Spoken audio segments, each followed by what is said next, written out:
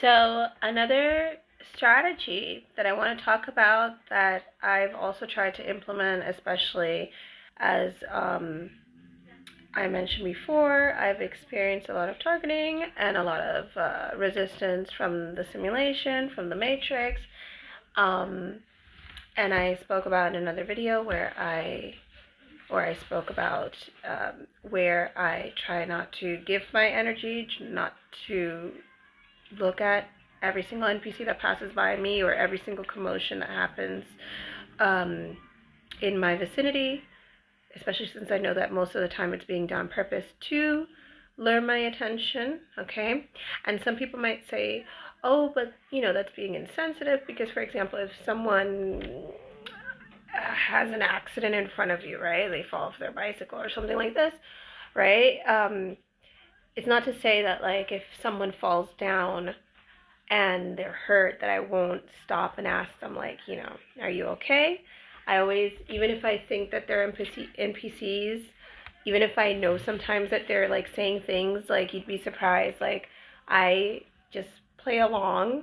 A lot of times I've been in the supermarket and they've purposely maybe sometimes start saying things. And like I said, this is where I say the scale of what my targeting is. I have not seen anyone speak on something like this, okay?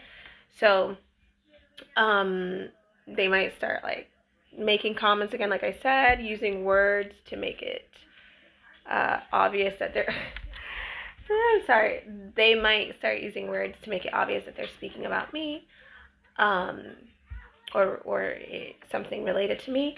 And even if I think like that they are, normally I don't really like react. I'm not reactive, so I'll just play along. I mean, if it helps you and you're in this kind of situation where this is occurring, where the NPCs are making it known or that they know what you're thinking or something like this, like, it's better not to obviously entertain it.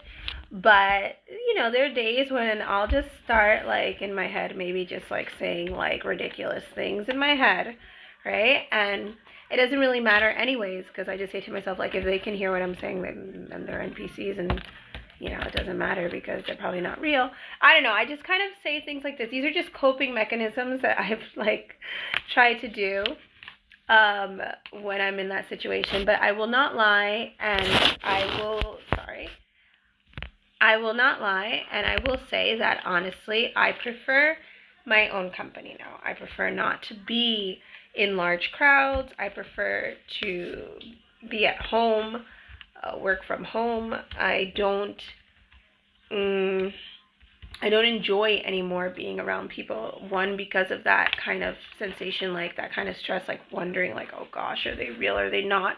What are they up to? And I tend to cross all my T's and check and double check everything, especially like things related to like my bank accounts or plannings and things like this, even for my job, like, because I know a couple of them, they're everywhere. So, you never know quite what they're up to, at least especially with me. So I just double check certain things. I mean, not like every single day, but like, for example, if like I know I have to go teach a class and I have it at a specific time, but like they'll do things like sometimes if I have classes with like real people and not NPCs, and I'm talking about like a book that I've published or things like this, like if I have another class before and sometimes there are NPCs in that class, like they'll try to like cancel classes, and the objective is always to kind of have you never making enough money,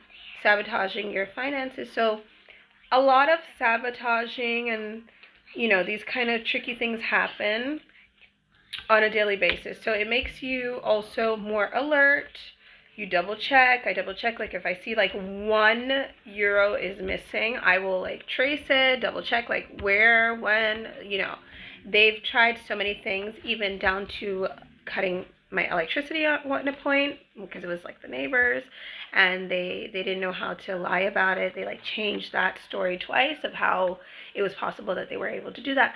And a lot of the things that have happened to me, my kids have been witness to. So just in case people are like, no, my kids have actually survived and live through a lot of the things that I've lived through, and I've made it a point to kind of like point it out to my kids when it's happening, not only because I want them to also realize like what this world is that we're living in, and like, you know, they've seen it, things have happened within, like, you know, the same time that something's happening here with me, something starts happening with my kids. Like, they get like people to like try to get like kids to bully them, just like distractions, trying to create distractions when it doesn't even make sense. For example, like if my kids don't even talk to anybody, but like on a random day, like somebody just starts messing with them and it doesn't make sense. So I know some people just say, well, that's just how kids are in like middle school or whatever, like, but yeah, but no. You know what I mean? It's kind of like a thing where we've all witnessed something that was quirky and made you think, so that, at least as far as my kids are concerned, like, they know that things are happening around us, and it's not necessarily that we are doing anything to create these things happening around us. So, you know, we've had a lot of ups and downs. We've been up and down the socioeconomic ladder because, like I said, like, I was working really well, and then they do this and that, and then again I'm making very like little, and it's this kind of thing of just trying to keep people, especially chosen people, in a position where they are not secure enough to be stable, to be in a calm state. That's the objective, to keep you distracted and in survival mode. This is why it's really important, one, to try to, I think for most people who are chosen and you start to realize this is the situation that you're in, even if you're not being targeted as hard as I am, in that sense, to try to think of alternative forms of income where you can work from home.